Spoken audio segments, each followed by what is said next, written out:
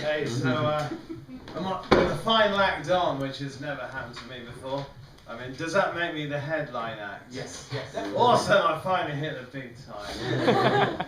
Yeah, so my name's Victor Luber, and so grooming's definitely got a bad name these days. It's definitely gone out of fashion.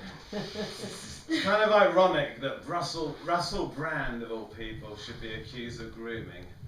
I mean, that's never struck me as one of his strong points, to be honest. I mean, that hair of his was all over the place, for fuck's sake. I mean, talk about a bad hair decade. Actually, the other day I saw a van with a big sign painted across it saying dog grooming. I thought to myself, what kind of sick shit is that, for fuck's sake? Talk about hiding in plain sight as well. I mean, Jesus. Yeah, so actually a lot of people have been saying that Russell Brand was a bit of a misogynist. So that got me thinking about misogyny. I think there's definitely a big problem with misogyny in our society today. There's just nowhere near enough of it. Don't worry, that was just a joke. I think you're allowed to do that in comedy, right? So anyway, on the topic of misogyny, I mean, who are the sort of like...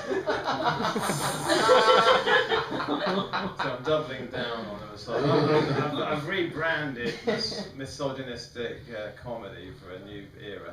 So on the topic of misogyny, I mean, who are the sort of like the top people in misogyny today?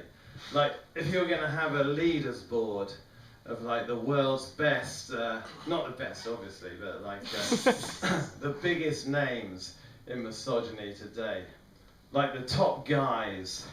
Not that they're necessarily guys, of course, they could be women.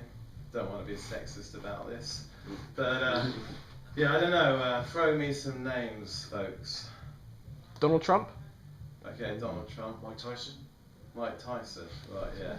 That was wasn't expecting that one. Andrew Tate. It's like I've got a plant in the audience. Feeding what I want. Andrew Tate was the other one. Yeah. If you disagree. So anyway, okay, so we'll have to go with Donald Trump and Andrew Tate. So were the ones I have.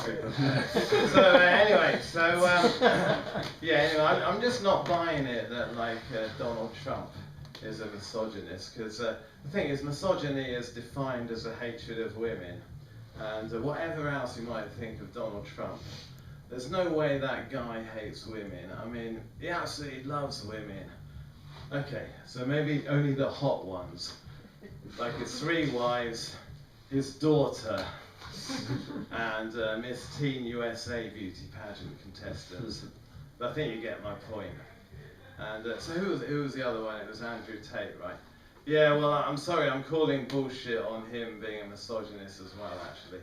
I mean, this is a guy that had like a webcam studio of like hot East European women, and you're telling me he hates women. I mean, actually, I might scrap the rest of this Andrew Tate thing. It's not going to work. Right, so moving swiftly. Do some Mike Tyson. Mike Tyson. There's no way that guy was a misogynist.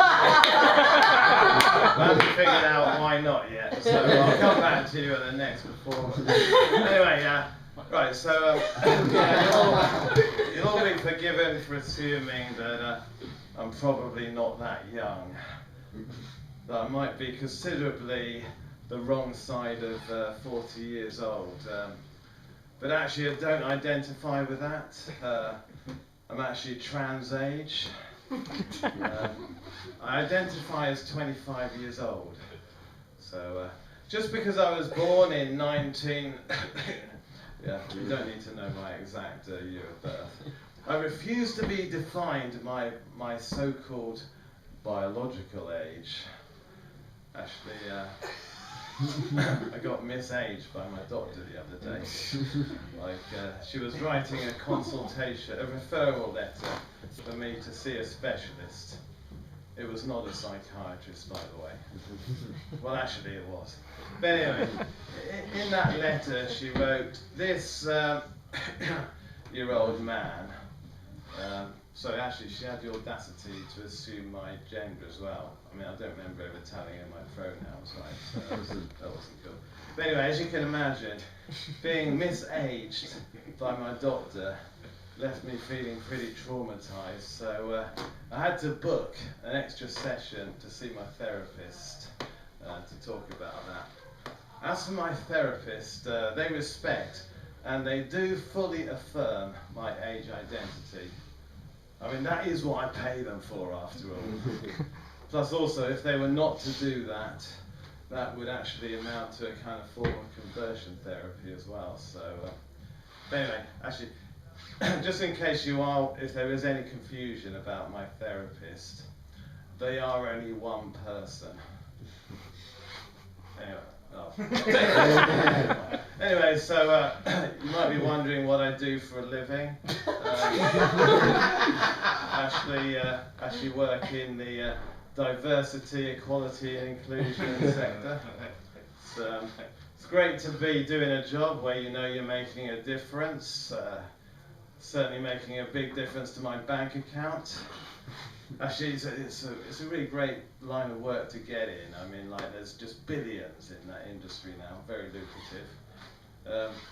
My particular organisation is an organisation that promotes the involvement of trans people in sports. You might have heard of it. It's called Trans Sport for London. Okay, so okay, so thank you very much. I've been Victor Luber.